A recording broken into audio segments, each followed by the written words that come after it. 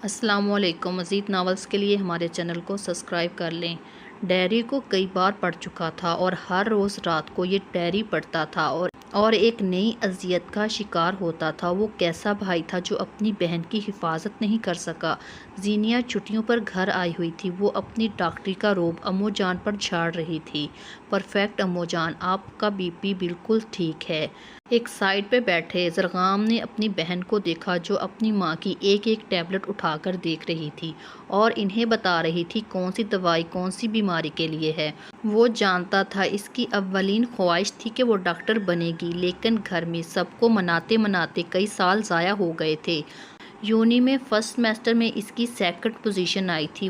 वो बहुत सारे प्रोफेसरों की नज़रों में आ गई थी। वो इस दिन बहुत खुश थी। इसने कॉल कर ज़रग़ाम को अपनी कामयाबी के बारे में बताया तो वो भी बहुत खुश हुआ। फिर बारी बारी सबसे बात करने के बाद सरशारी से कैंटीन में चली आई जहाँ फ़ायका और इसके दोस्त बैठे हुए थे। फ़ायका दर्दाना बेगम के पास मुकीम थी। तभी वहाँ फौजियान याहिया ने जीनिया को प्रपोज़ किया। इसका तल्लुक़ एलीट क्लास से था, लेकिन वो नहीं जानता था कि जीनिया अली ख़ान जहाँ से ताल्लुक़ रखती है वहाँ ऐसी बातों की गुंजाइश नहीं निकलती। वो जीनिया के सामने बैठा इसके जवाब का मुंतज़िर था, जबकि वो इसकी इस हरकत पर थर थर काँप रही थी। जीनिया ने अपने इर्द गिर्द एक नज़र डाली और नफ़ी में सर हिलाकर वहाँ से चल दी, जबकि एक टेबल पर बैठी फ़ायका सुल्तान इस मंज़र को अपने मोबाइल में कैद कर चुकी थी। जीनिया को काफ़ी दिनों से महसूस हो रहा था जैसे कोई इसका पीछा कर रहा हो। इसकी यूनी में किसी के साथ दोस्ती तो थी नहीं जिसे वो बताती, बस वो डरी सहमी इधर उधर देखती रहती। एक दिन इसे फ़ायका को कुछ लड़कों के साथ देखा जिन्हें वो पैसे दे रही थी और कुछ राजदारी बरत रही थी। जीनिया को देखकर मुस्कुराकर इसके पास चली आई और फिर देखते ही देखते इन दोनों में अच्छी खासी दोस्ती हो गई। एक पौधा होता है आक, जिसके पत्ते नरम मुलायम होते हैं और जिसकी टहनियाँ नाजुक होती हैं जो हल्के से झटके से टूट जाती हैं। इस पौधे पर बज़ाहिर कोई कांटे नहीं होते। इसकी शाखों पर नन्हे नन्हे सफ़ेद फूल खिलते हैं जो अंदर से गहरे नीले रंग का होते हैं, लेकिन इस पौधे के सब्ज़ पत्तों की रगों में दौड़ता सफ़ेद दूध इस कदर जहरीला होता है जो किसी की आंख में गिरे तो अंधा कर दे। इंसान तो खैर नहीं, लेकिन जानवर भी इसे खाना नहीं पसंद करते। कुछ इंसान भी ऐसे ही होते हैं, बज़ाहिर आग के पत्तों की तरह नरम मुलायम, अपने अंदर नफ़रत का एक जहान पाले रखते हैं। किसी भी जहरीले कीड़े के काटने का इलाज है, लेकिन ऐसे इंसान के डसने का कोई इलाज नहीं। बस जीनिया का भी पाला ऐसे ही आग के पौधे की तरह के इंसान से पड़ा जिसे दुनिया फ़ायका सुल्तान के नाम से जानती थी। उजाला फैले काफ़ी वक्त हो चुका था। हॉस्टल से लेकर जाने वाली वैन ख़राब हो गई थी, इसलिए वो पैदल यूनी के लिए निकल पड़ी। फुटपाथ पर इस वक्त बहुत सारे लोग इसके आगे पीछे चल रहे थे, जिनकी चाल में ही नहीं अंदाज में भी लज्जत थी। तेज़ तर कदम उठाते अचानक इसकी नज़र अपने बराबर पड़ी जहाँ सुफियान याहिया इससे कदम मिलाकर चल रहा था। इसे देखकर इसके कदम सुस्त पड़ गए। शफाफ चेहरे पर मासूमियत रक्स कर रही थी और गाल गुलाबी पड़ रहे थे। वो ज़ेरे लब कुछ पढ़ रही थी। गुलाबी कलर के गाउन पर गुलाबी ही हिजाब लपेटे वो कोई पकीज़ा रूह लग रही थी। सुफियान की नज़र इसके चेहरे पर गड़ सी गई। सुनो, वो रुक गई। जल्दी कहो, तुम मुझे बहुत अच्छी लगती हो। सर पर लपेटे स्कार्फ से पेशानी के बल छुप लहजा नागवारी हो रहा था। मैं तुमसे मोहब्बत करता हूँ। गुस्से से इसका रंग कंधारी अनार हो गया। तुम्हारा दिमाग ठिकाने पर नहीं। सुनो, मुझे तुम्हारा एड्रेस चाहिए। मैं अपने माँ बाप को तुम्हारे घर भेजना चाहता हूँ। वो ठटक कर रुक गई। अब पूरी तरह से इसकी तरफ रुख मोड़कर खड़ी हो गई। तुम्हें खुदा का वास्ता मेरी जान छोड़ दो। अगर मेरे घर में किसी को पता चल गया तो अगले दिन यूनिवर्सिटी में नहीं आ सकूंगी। मुझे पढ़ने का बहुत शौक़ है। मैं अपने ख़ानदान की पहली लड़की हूँ जो यूनिवर्सिटी तक आई है, लेकिन अगर तुम मेरे घर तक पहुँच गए तो फिर मेरे बाद मेरे ख़ानदान वाले अपनी किसी बेटी को स्कूल नहीं भेजेंगे। इसकी बात पर सुफियान ने होंठ भेज लिए। क्या मैं तुम्हारी पढ़ाई के बाद अपने वालिदैन लेकर आ सकता हूँ? इसकी बात पर वह चुप हो गई और अपने बैग से पेन और नोटबुक निकालकर इस पर कुछ हिंसे घसीटे और एक नोट इसकी तरफ बढ़ा दिया। ये मेरे भाई का नंबर है। जिस दिन मैं अपनी पढ़ाई ख़त्म करके यहाँ से चली जाऊँ, इसके ठीक 1 साल बाद इनसे रब्ता कर लेना। अगर इस वक्त तक मैं तुम्हें याद रही तो। صفوان اتنے میں ہی خوش ہو گیا۔ اس کے لیے امید کی ایک کرن تھی۔ وہ کل آسٹریلیا جا رہا تھا۔ جب لوٹوں گا تب تک تمہاری پڑھائی مکمل ہو چکی ہوگی۔ تم مجھے تب تک ثابت قدم پاؤ گی۔ وہ مسکراتا ہوا نوٹ اپنے وائلٹ میں رکھتا اپنی گاڑی کی طرف مڑ گیا اور زینیا سر جھکائے یونیورسٹی روڈ پر چل رہی تھی۔ نامحسوس طریقے سے اسے سوچنے لگی، فائقہ اور اس کی دوستی کو 6 مہینے ہو گئے تھے اور دوسرے سیمسٹر کے پیپرز کے بعد اب رزلٹ آنے کا انتظار تھا، اور جب رزلٹ اناؤنس ہوا تو زینیا کے لیے بہت بڑا دھچکا تھا، کیونکہ وہ بمشکل پاس ہوئی تھی اور اس کے لیے بہت ہی شرمندگی کی بات تھی۔ پھر اکثر اس کے ساتھ کچھ نہ کچھ الٹا ہونے لگا۔ اس کی کتابیں غائب ہونے لگیں، کبھی اس کے نوٹس اس کے بیگ سے غائب ہونے لگے تھے۔ فائقہ اس کے ہاسٹل آنے لگی تھی اور اکثر رات کو واپس جاتی۔ اس کے روم میں ایک الیکٹرک کیٹل تھی جس سے وہ لوگ رات کو چائے بنا کر پیتے تھے۔ اب زیادہ تر چائے فائقہ ہی بناتی تھی۔ زینیا چائے پینے کے بعد جلدی سو جاتی۔ اکثر اوقات اس کی آنکھ دن کے 1 بجے کھلتی۔ وہ بہت پریشان رہنے لگی۔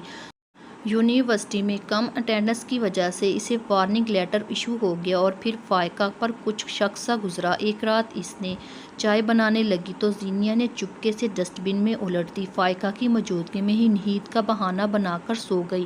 پھر وہ روز یہی کام کرنے لگی اور یونی میں اسے دیکھ کر فائقہ کے ماتھے پہ بال پڑنے لگے۔ اس وقت یونی گراؤنڈ میں موجود تھی۔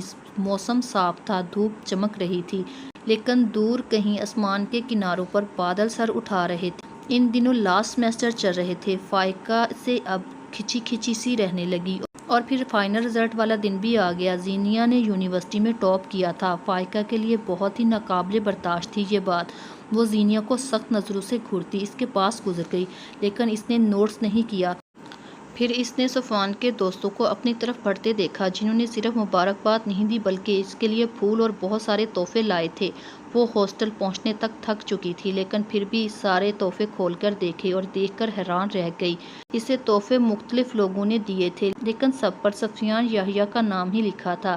پہلی بار اس نام نے اس کے دل کے تاروں کو چھیڑا۔ 4 سال گزر چکے تھے لیکن وہ اسے بھولا نہیں تھا۔ اس کے بعد ڈائری کے سارے صفحے کورے تھے، ان پر اس سے آگے کچھ نہیں لکھا تھا۔ زرگام نے ڈائری بند کر دی اور سر ٹیبل پر رکھے اپنے ہاتھوں پر گرا دیا۔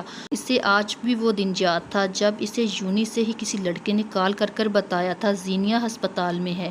وہ پاگلوں کی طرح وہاں گاؤں سے اسلام آباد پہنچا تھا، جہاں ڈاکٹر سے اسے یہ پتا چلا اس کی بہن کا ریپ کیا گیا ہے، اس کے پیٹ میں چاقو سے وار کیے گئے ہیں۔ اس کی زندگی تو بچ گئی ہے لیکن وہ ایک گہری نیند میں سو گئی ہے۔ اس کے ساتھ ہی اس کے مجرموں کے نام بھی کہیں چھپ گئے تھے۔ اس نے امو جان اور بابا سے ریپ والی بات چھپا لی اور صرف یہی بتایا کوئی چور تھے جو اس سے موبائل اور پیسے چھین رہے تھے۔ اسی ہاتھا پائی میں وہ زخمی ہو گئی، لیکن آگے کے دن مشکل زیادہ ہو گئے تھے۔ جب وہ بے ہوشی سے واپس ہوش کی دنیا میں نہیں لوٹی، ہر روز ایک نئی امید سے اٹھتا، شاید وہ آج وہ خوبصورت دن ہو جب وہ نیند سے جاگے گی، لیکن ڈاکٹرز کا کہنا تھا وہ خود ہی ٹھیک ہونا نہیں چاہتی۔ جب تک وہ نہیں چاہے گی وہ اس نیند سے باہر نہیں آ سکتی۔ وہ سب کچھ سن سکتی ہے، محسوس کر سکتی ہے۔ زرگام سلطان علی خان کی حویلی گیا تھا۔ اس نے سلطان خان سے کہا وہ اپنی بیٹی کو بلائے۔ تب فائقہ سلطان بڑے عزم سے وہاں آئی اور زرگام کے زینیا سے پیش آنے والے حادثے کے متعلق پوچھنے پر مکر گئی۔ وہ تو زینیا کو جانتی نہیں۔ زرگام اس کو مارنے کے لیے ایک طرف بڑھا، لیکن سلطان خان کے گارڈز درمیان میں آ گئے اور وہ وہاں سے لوٹ آیا۔ لیکن اگلی صبح اس کے لیے ایک اور قیامت لیے کھڑی تھی جب اسے پنچایت نے طلب کیا اور اس پر فائقہ سلطان نے الزام لگایا تھا زرگام نے اس کے ساتھ زیادتی کرنے کی کوشش کی ہے، اور زرگام اس مکار لڑکی کو دیکھتا رہ گیا۔ اور پھر زرگام نے گواہی کے طور پر اپنے کچھ دوستوں کو پنچایت کے سامنے پیش کیا۔ جن دنوں فائقہ سلطان بات کر رہی تھی ان دنوں وہ گاؤں میں ہی نہیں تھا، لیکن اس واقعے کے بعد زرگام اور اس کے بابا کی ساکھ بہت متاثر ہوئی تھی۔ اور پھر فون پر فائقہ سلطان نے اسے دھمکی تھی، اگر آئندہ مجھے نقصان پہنچانے کے بارے میں سوچا تو تمہیں اس قابل نہیں چھوڑوں گی، تم اور تمہارا باپ اس گاؤں میں رہ سکو۔ اور زرگام باپ کی ناراضگی اور ان کی عزت کی خاطر خاموش ہو گیا۔ زینیا کو کوما میں گئے ہوئے 3 سال گزر چکے تھے۔ دردانہ بیگم یہاں سے وہاں ٹہل رہی تھی۔ سلطان خان ان کے سامنے بیٹھا تھا۔ بڑی ہونے کی وجہ سے سارے فیصلے انہی کے ہوتے تھے۔ فائقہ کی شادی بھی دردانہ بیگم نے اپنے ہی جاننے والوں میں کی تھی۔